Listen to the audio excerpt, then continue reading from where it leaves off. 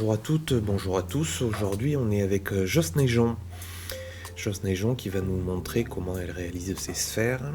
Donc, elle commence par noter les centres de son carrelet à la main.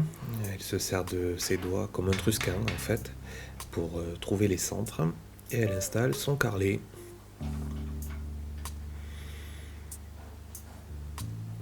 Joss a un tour one way avec un mandrin one way, vous verrez. Donc là, entre pointes, elle va cylindrer. Regardez comment elle tient sa main droite sur l'outil, très très haut, ça permet de ne pas recevoir les copeaux dans le visage.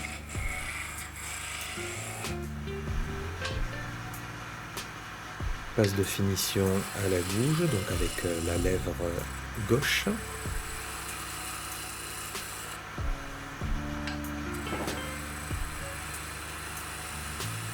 Et voilà un joli cylindre. Joss mesure pour connaître le diamètre de sa future sphère. Donc là on est à 63, elle note 63 en laissant 2 sur longueur, une à gauche, une à droite. Et elle note le centre de 63, 31,5.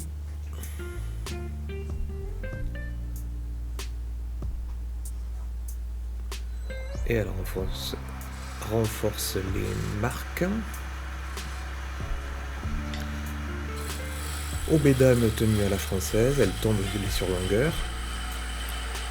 On reconnaît les élèves à Jean-François Escoulin avec ce bédane tenu comme ça.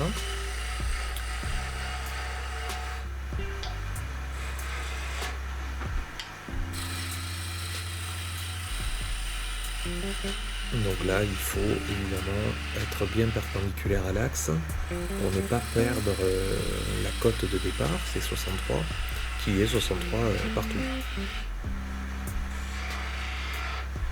Donc elle vérifie qu'elle a bien ses 63.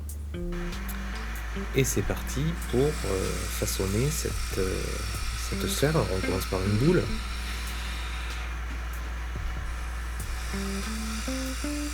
Regardez le trajet de l'outil.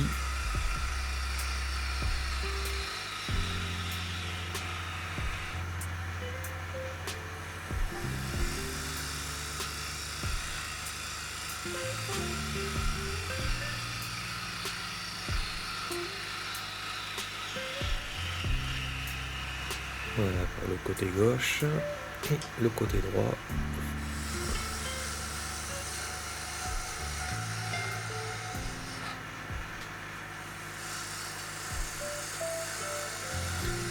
Et à chaque passe, elle commence à réaliser sa forme.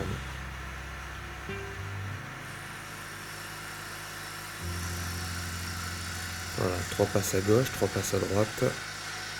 Et on a de suite une boule qui se dessine.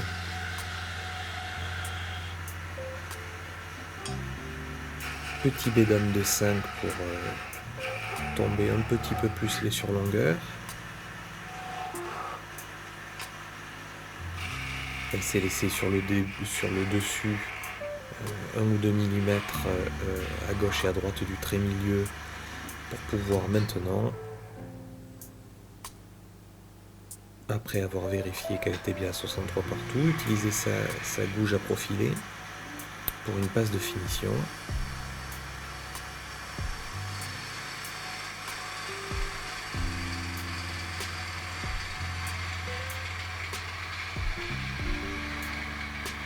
C'est fait pour la gauche.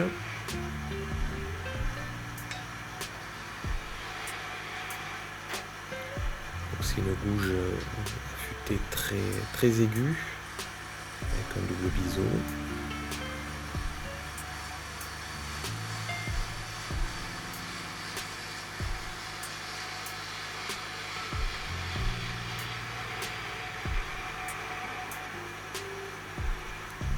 Et voilà sa boule avec le bédane de 5. Elle termine le dessus et elle va diminuer les surlongueurs jusqu'à ce qu'elle puisse le casser à la main hors tour.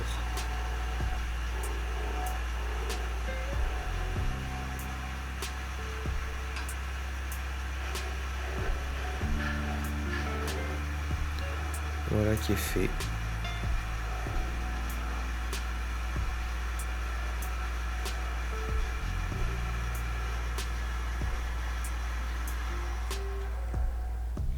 Elle récupère sa boule et au retour, elle casse les deux petits tenons qui tenaient la boule. Maintenant, elle installe un mandrin one-way avec un gobelet en bois fait maison, avec un trou au milieu, au fond, pour pouvoir passer la barre d'éjection pour sortir la boule. Et donc, elle va peaufiner le creusage pour que la boule se coince dans ce gobelet, pour pouvoir reprendre la boule dans tous les sens qu'elle souhaite. Alors il faut bien soigner cette partie-là, puisque la boule ne tiendra que par là, donc il faut qu'elle soit coincée comme il faut.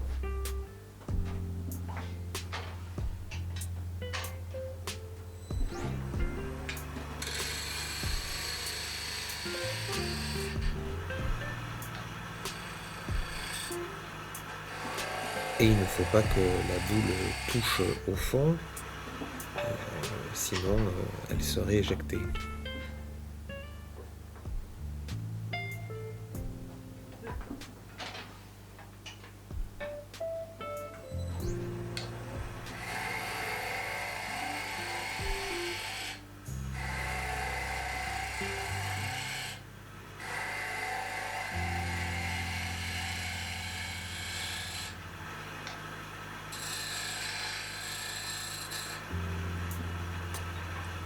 Voilà, ça devrait suffire.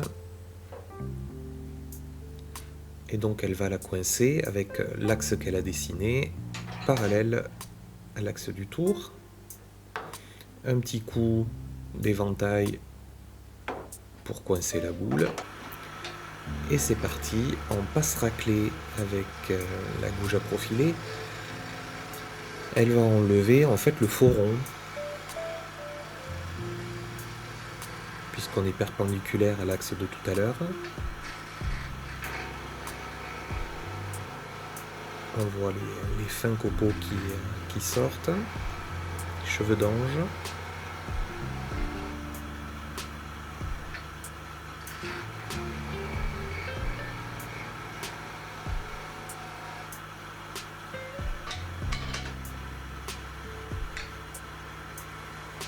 Et quand il n'y aura plus de faux rond,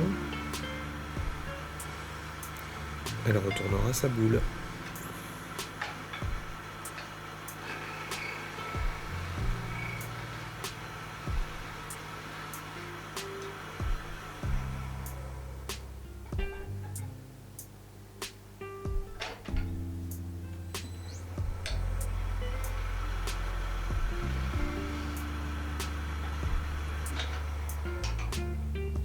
Elle éjecte sa boule avec la barre d'éjection, voilà.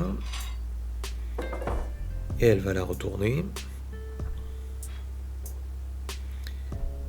Mais comme elle a enlevé un peu de bois, le gobelet est un peu trop large.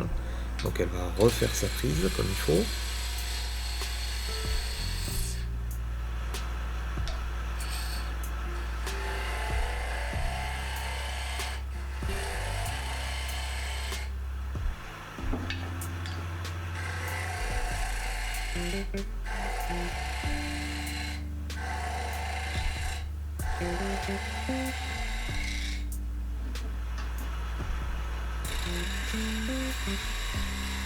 Elle n'hésite pas, si elle n'est pas satisfaite du résultat, à manger un peu plus de bois. Il faut que cette prise soit parfaite.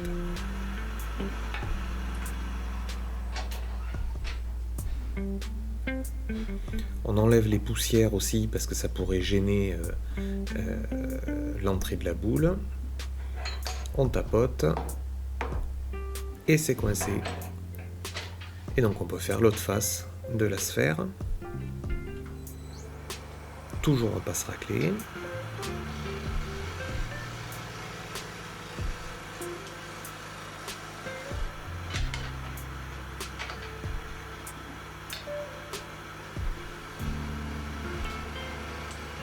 Notez que la boule est enfoncée après le milieu, on va dire, ce qui permet de rectifier. Elle rentre en fait d'un gros tiers, mais pas jusqu'au milieu. Ça permet de rectifier le tout.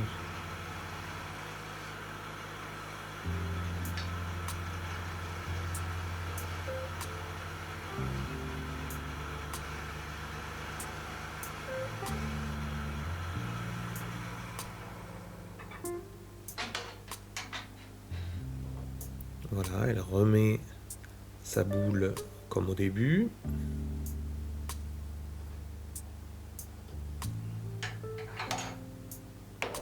On tapote pour la coincer, toujours.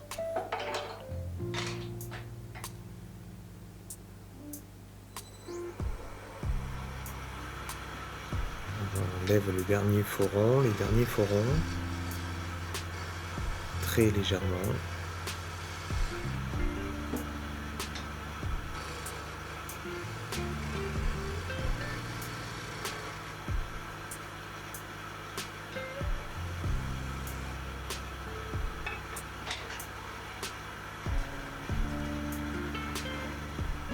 Un petit coup de ponce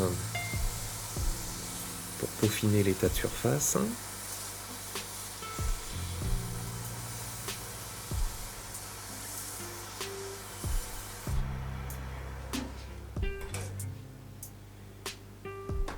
Il faut poncer l'autre côté de la boule, on l'éjecte et on retourne.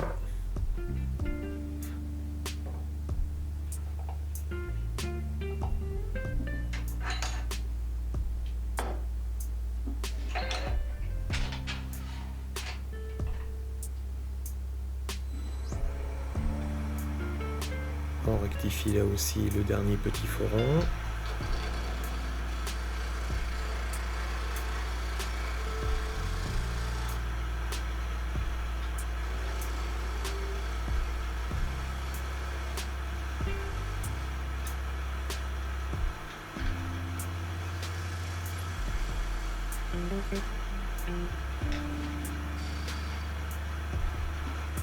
Et on ponce.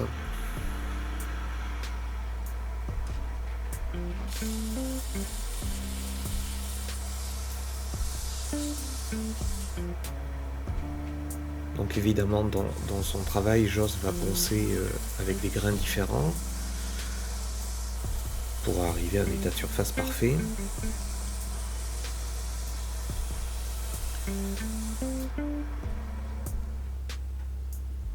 Parce que ces sphères, Joss va les travailler après. Donc elle remet encore une fois dans l'autre sens pour finir le ponçage.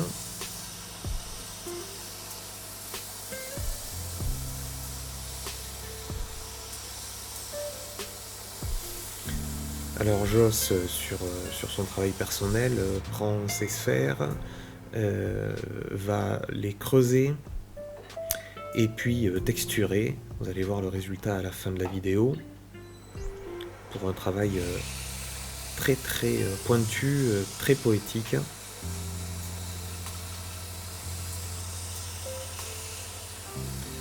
Et voilà, la sphère est terminée. Voilà son travail, donc c'est creuser, texturer de façon différente.